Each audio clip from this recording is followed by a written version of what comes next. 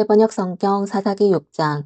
이스라엘 자손이 주님께서 보시는 앞에서 악한 일을 저질렀다. 그래서 주님께서는 7해 동안 그들을 미디안의 손에 넘겨주셨다.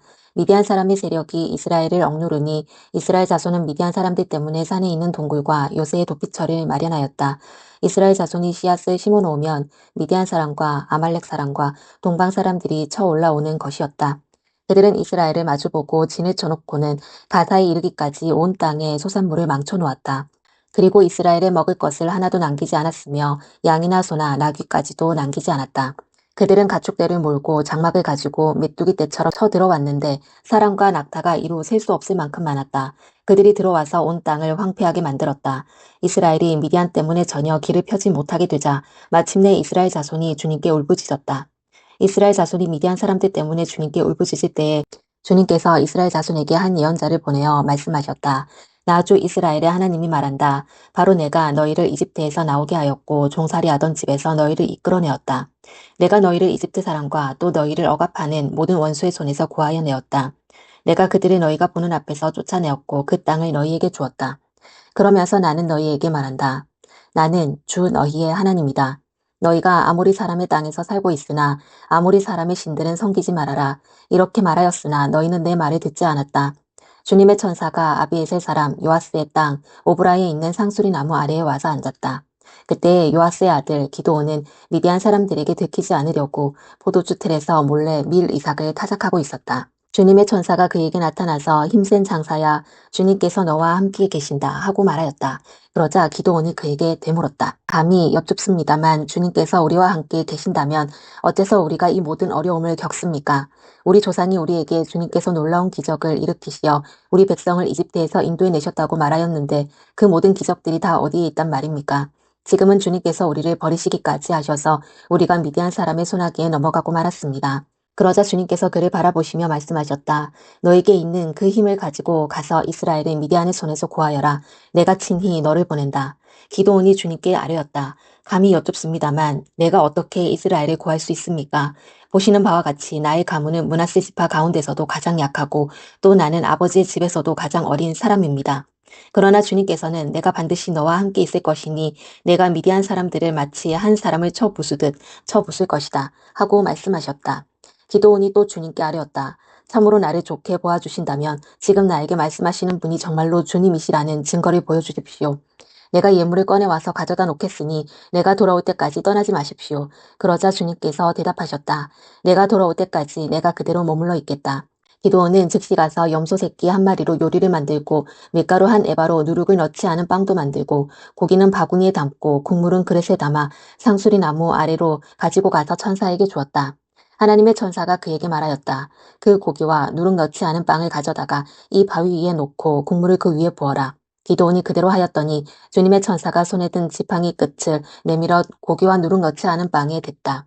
그러자 불이 바위에서 나와서 고기와 누룩 넣지 않은 빵을 살라버렸다. 그런 다음에 주님의 천사는 그 앞에서 사라져서 보이지 않았다. 기드온은 그가 주님의 천사라는 것을 알고 떨면서 말하였다. 주 하나님, 내가 주님의 천사를 대면하여 배웠습니다. 그러자 주님께서 그에게 말씀하셨다. 안심하여라, 두려워하지 말아라. 너는 죽지 않는다. 기도는 거기에서 주님께 제단을 쌓아 바치고는 그 제단을 여호와 샬롬이라고 불렀다. 그 제단은 오늘날까지도 아비에셀 사람의 땅인 오브라에 서 있다. 그날 밤에 주님께서 기도온에게 말씀하셨다. 내 아버지의 외양간에서 어린 수소 한 마리를 끌어오고 또 7해 된 수소도 한 마리를 끌어오고 내 아버지의 바알 제단을 허물고 그 곁에 있는 아세라상을 찍어라. 그런 다음에 이 산성 꼭대기에서 규례에 따라 주 너희 하나님께 제단을 쌓고 그 둘째 수소를 잡고 찍어낸 아세라 목상으로 불을 살라 번제를 드려라. 그리하여 기드온은 종들 가운데서 10명을 데리고 주님께서 말씀하신 대로 하였다. 그러나 그의 아버지 집안 사람들과 성읍 사람들이 두려워하여 감히 그 일을 낮에 하지 못하고 밤에 하였다.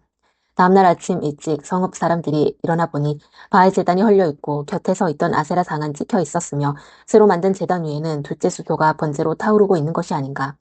누가 이런 짓을 하였는가 하고 그들은 서로 물어보았다. 그들이 캐묻고 조사하다가 요아스의 아들 기드온이 이 일을 저질렀다는 것을 알았다.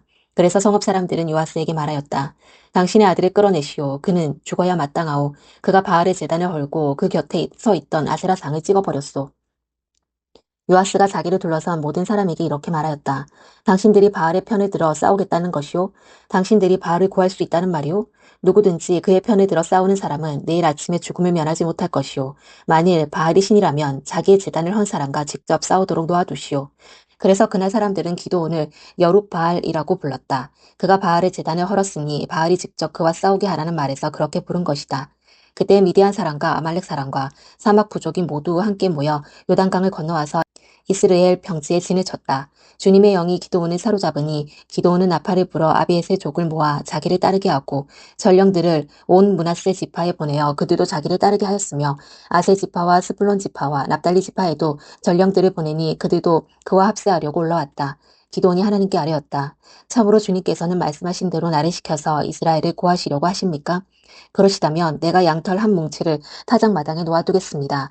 이슬이 이 양털 뭉치에만 내리고 다른 땅은 모두 말라 있으면 주님께서 말씀하신 대로 저를 시켜서 이스라엘을 구하시려는 것을 알겠습니다.